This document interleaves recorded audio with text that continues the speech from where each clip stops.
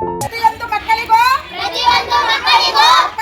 ತಪ್ಪದೆ ಲಸಿಕೆಯನ್ನು ಹಾಕಿಸಿ ಲಸಿಕೆ ಹಾಕಿಸಿ ಆರೋಗ್ಯ ಕಾಪಾಡಿ ವಯಸ್ಸಿಗೆ ತಕ್ಕಂತೆ ಲಸಿಕೆಯನ್ನು ಹಾಕಿಸಿ